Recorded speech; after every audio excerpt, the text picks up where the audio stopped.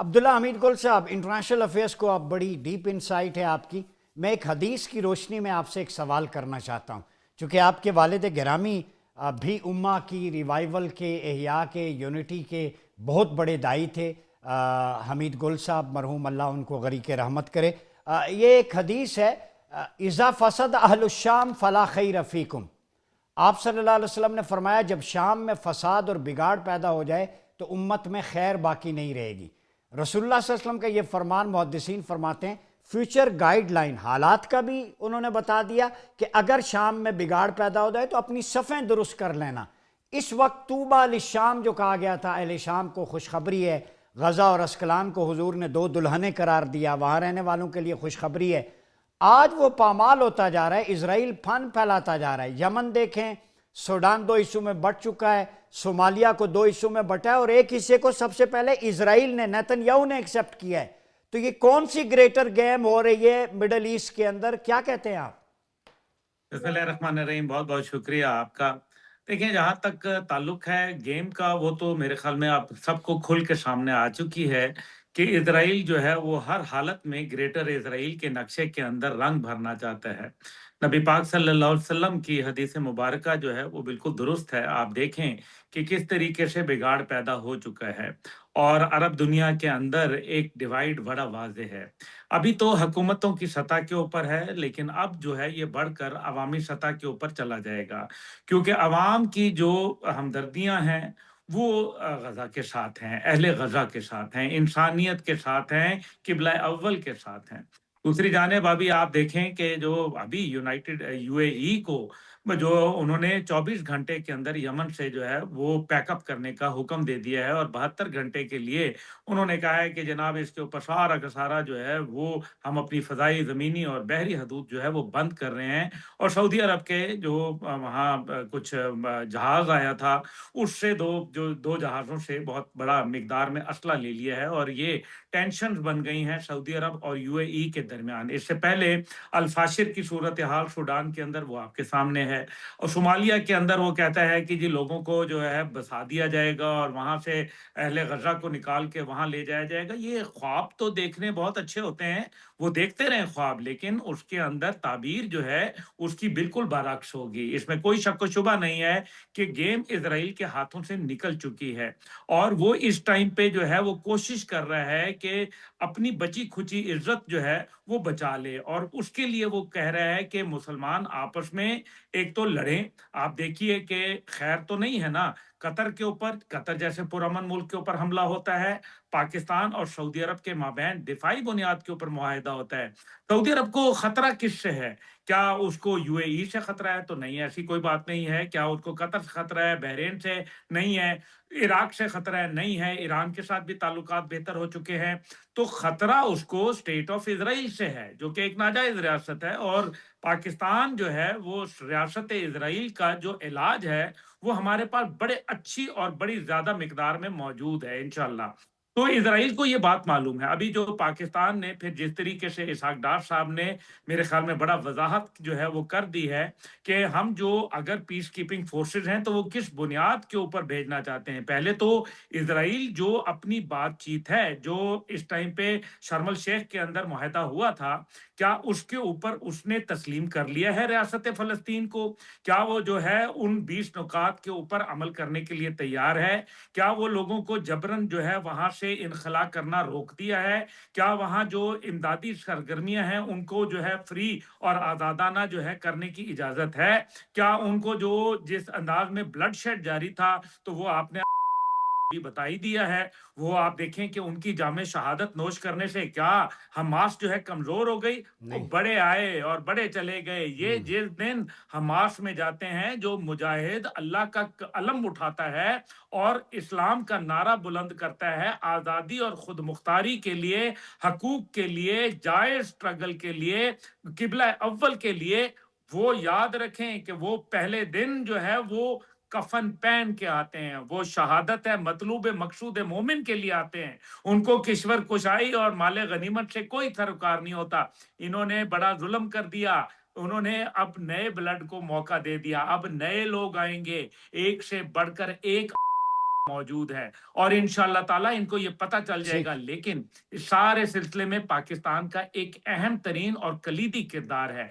पाकिस्तान जो है असल में रियासत इसराइल को खतरा ही पाकिस्तान से है और ये जो ग्रैंड डिजाइन है जिसके अंदर मुस्लिम दुनिया को जो है डिवाइड करने की कोशिश की जा रही है, पाकिस्तान उसको यूनाइट कर रहा है। आप देखें कि किस तरीके से दोहा कॉन्फ्रेंस में कैसे पाकिस्तान का किरदार बढ़ा, किस तरीके से यूएई के सदर जो है वो पाकिस्तान तशरीफ ला रहे हैं, जॉर्डन के किंग जो हैं अब्दुल्ला दोइम वो पाकिस्तान आ रहे हैं, लीबिया के साथ पाकिस्तान के मामलात जो है वो बेहतरी हो रही है, हमारे दिफाई जो और स्ट्रेटेजिक शराकतदारी सऊदी अरब के साथ हो रही है, दीगर ममालिक के साथ हमारा जो मुस्लिम उम्मा के अंदर जो कि नॉन अरब हैं उनके साथ भी, इंडोनेशिया का भी आपको याद होगा।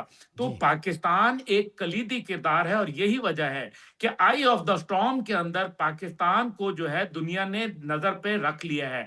भारत जो है उसको ये मालूम है कि वो साइज में बड़ा होने के बावजूद पाकिस्तान का कोई बाल बाका नहीं कर सकता, इसलिए अब वो ओछे हथकंडों पे आ गया।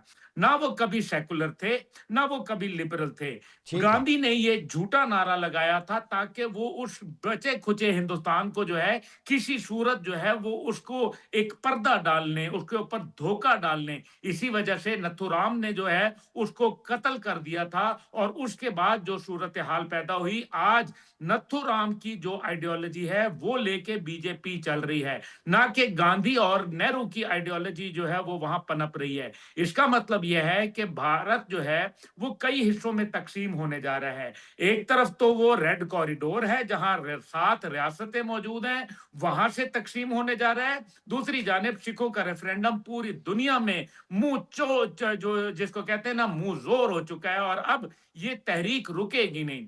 तीसरी जानिब जो भारत के अंदर उठने वाली जो उनकी फौज की बगावत है वो उनके लिए जहर कातिल है। जहां आसाम राइफल जैसी रिप्यूटेड जो रेजिमेंट है जिसको वो मायानाज बटालियन कहते हैं वो सरापा एहतजाज है, रोजाना करप्शन के स्कैंडल आ रहे हैं। मोदी की जो सोच है फाशिस्ट सोच और मोदी की जो सोच है जो कि अकलियतों को जो है क्रिसमस मनाने से रोकती है, जो मुसलमानों को कुर्बानी से रोकती है, जो वहां जितने दीगर मजाहिब हैं ठीक है। उनको जुल्म करती है। तो ये नरेंद्र मोदी और बेंजामिन नेतन्याहू को किसी और दुश्मन की जरूरत नहीं है। ठीक वो है। अपने अपने मुल्कों के लिए, जैसे जनरल साहब ने भी कहा, expansionist design, religious expansionism and ठीक। टेरिटोरियल एक्सपेंशनिज्म, ये ठीक। इनके मुकद्दर में नहीं है। इनकी जिद दोनों ममालिक की पाकिस्तान है और आपको नजर आएगा कि पाकिस्तान इनके साथ करेगा क्या। ठीक हो गया। अब्दुल्ला हमीद गुल साहब, चूंकि 2026 का ये हमारा पहला प्रोग्राम है,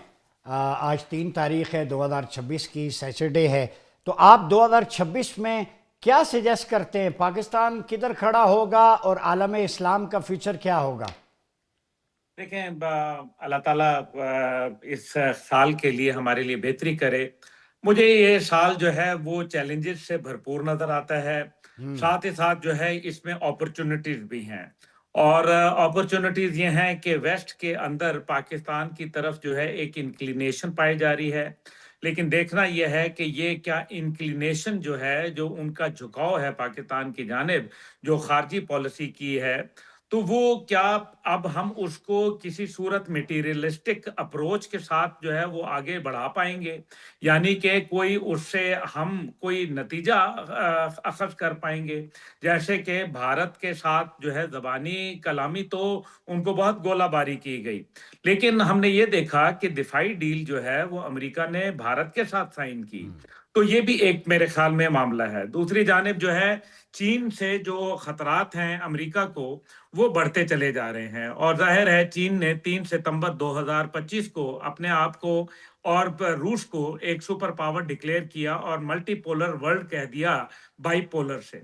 तीसरी जानिब जो बड़ी अहम बात है वो मेरे ख्याल में गौरतलब है कि भारत जो है उसके पास वसाइल भी हैं, وہ پاکستان میں دہشت گردی کے لیے $10 بلین سے افغانستان کے اندر اپنے جو مذموم مقاصد ہیں ان کا حصول چاہتا ہے. دہشت گردی جو ہے بلوچستان میں اور خیبر پختونخوا میں اسلام آباد کے جو نجی تھنک ٹینک ہے اس کے مطابق 74% اس کے اندر اضافہ ہوا، جو کہ ایک بہت بڑا نمبر ہے. اس کے لیے ظاہر ہے حکومت وقت جو ہے وہ اپنے جو میجرز ہیں، کاؤنٹر میجرز ہیں وہ لے رہی ہے، لیکن ظاہر ہے اس کے اندر ہمارے معاشی جو مسائل ہیں وہ بھی آڑے آتے ہیں. اسی طریقے سے 53,000 ارب کی جو کرپشن ہے وہ بھی ظاہر ہے یونائٹڈ نیشن کی طرف سے مطلب بات آئی ہوئی ہے، آئی ایم ایف اور ورلڈ بینک کی رپورٹ ہے. تو اس کے اوپر بھی میرے خیال میں یہ ایک بہت بڑا چیلنج ہے کہ ہم اس کرپشن کے ناسور سے کیسے جان چھڑائیں گے، جو کہ میرے خیال میں ہم اس کے اندر کچھ مثبت کوششیں کر رہے ہیں اور اللہ کرے گا اس کے اندر بہتری آئے گی. تیسری چیز جو میرے خیال میں ہے وہ ہے 2026 کے اندر کہ سیاسی استحکام کیا پیدا ہو پائے گا. تو ڈائیلاگ تو شروع کیا گیا ہے، لیکن کیا یہ ڈائیلاگ منڈیر جو ہے وہ چڑھے گا، یا پھر ایک اگین بھارتی سازش اور پاکستان مخالف جو سوچ ہے جو سیاسی لیڈرشپ کے ذریعے استعمال کی جاتی ہے، کیا اس کو جو ہے مزید ہوا دی جائے گی. پھر بالکل. جو میرے خیال میں سب سے بڑا چیلنج جو آنے والا ہے، اور ڈاکٹر صاحب یہ میرا کیلکولیٹڈ ایک میرے جی خیال میں، اور جنرل سمریر صاحب اس کے اوپر روشنی ڈال سکیں گے، فرح عظیم صاحبہ بھی، کہ بھارت جو ہے 2026 کے اندر آپ کے اوپر ایک حملہ کرے گا، کیا؟ اور یہ حملہ وہ اس کے لیے پوری تیاری کر رہے ہیں. وہ اب دیکھتے ہیں کہ وہ کس طرح سے کرتا ہے، کیونکہ انہوں نے دفاعی بجٹ جو ہے وہ اپنا $89 بلین کیا ہے. یہ خبر اور ہے یا یہ جو تجزیہ ہے؟ جی یہ میری خبر بھی ہے اور تجزیہ بھی ہے. میں خبر کو مطلب آپ دیکھ لیں، آپ پوری دنیا کو دیکھ لیں، اور ابھی جو یہ پھر امریکہ مالش کے تھنک کروائیں گے ٹینکس ہیں. 2026 میں؟ پھر ابھی کسر رہ گئی ہے کچھ چتا جلانے میں؟ جی اصل میں ابھی چتا کی کچھ لکڑیاں جو تھیں وہ ابھی ان کو آگ نہیں پکڑی صحیح، تو ابھی وہ انشاءاللہ تعالی میں نے آپ سے کہا نا کہ انشاءاللہ تعالی فتح ہماری ہی ہوگی، انشاءاللہ. لیکن وہ اپنے منطقی انجام تک پہنچ رہے ہیں. دوسری جانب اسرائیل جو ہے اس کے بلوچستان میں فٹ سٹیپس موجود ہیں، بالکل اسرائیل وہاں انٹرفیرنس کر رہا ہے. اور آپ کو معلوم ہے کہ وہ اصل میں جب ایران کے اوپر حملہ ٹھیک. آور ہوا تو اس کا اصل مقصد جو تھا وہ پاکستان کی طرف آنا تھا، اور اس بات کا اظہار کوئی اور نہیں، وزیر اعظم پاکستان ٹھیک ہے، خود میں آتا ہوں عبداللہ بنیان بھائی. مرصوص کے فتح کے جشن پہ یہ بات کر چکے ہیں کہ ہم ٹھیک. بیک وقت دو ممالک سے نبرد آزما دو کے. ممالک اب سے. عبداللہ حمید گل صاحب، مختصراً 2026 میں نوجوانوں کو، امت کو اور پاکستان کے لیے کیا پیغام دیں گے؟ دیکھیں جوانوں کے لیے تو یہی ہے کہ وہ نظریات پسندی کریں، شخصیات پسندی کو فراموش کر دیں. شخصیات جو ہوتی ہیں وہ چلی جاتی ہیں، لیکن نظریہ حیات رہتا ہے، اور نظریہ وہی ہے جو گنبد خضرا سے ہم اخذ کرتے ہیں. اپنے ملک سے محبت اور اپنے ملک کی عزت سب سے پہلے ہونی چاہیے. تمام سیاسی پارٹیاں جو ہے وہ یقیناً بہت اچھی ہوں گی، لیکن ملک سے بڑھ کر کوئی بھی نہیں ہے، نمبر 1. اور نمبر 2 یہ ہے کہ ہم اپنے جو امت اسلامیہ ہے اس کے حوالے سے پاکستان انشاءاللہ اس کا قد کاٹ جو ہے وہ بڑھے گا. تیسری جو بات ہے وہ بڑی اہم ہے، اور وہ میں یہ کہوں گا کہ حکومتی سطح پر جو مرضی ہو، لیکن افغانستان سے عوامی سطح کے اوپر روابط بڑے ضروری ہیں، ٹھیک. کیونکہ دہشت گردی کا منبع جو ہے اس کو جب تک کہ ہم نے عوامی سطح کے اوپر ایڈریس نہیں کیا، because a superior ideology can وہ ایک جو آئیڈیالوجی ہوتی ہے اس کو ایک برتر نظریہ ہی کاٹ سکتا ہے. تو we need to have a superior ideology جو کہ ٹیررزم کو جو ہے وہ ایڈریس کرے گی، چاہے وہ بلوچستان میں ہو، وہ خیبر پختونخوا میں ہو، یا وہ ہمارے پڑوس ٹھیک. افغانستان میں ہو، کیونکہ ہماری بقا اور سلامتی اور ہماری تجارت اور سی پیک یہ تمام افغانستان کے حوالے سے بڑی اہمیت کے حامل ہیں. ٹھیک.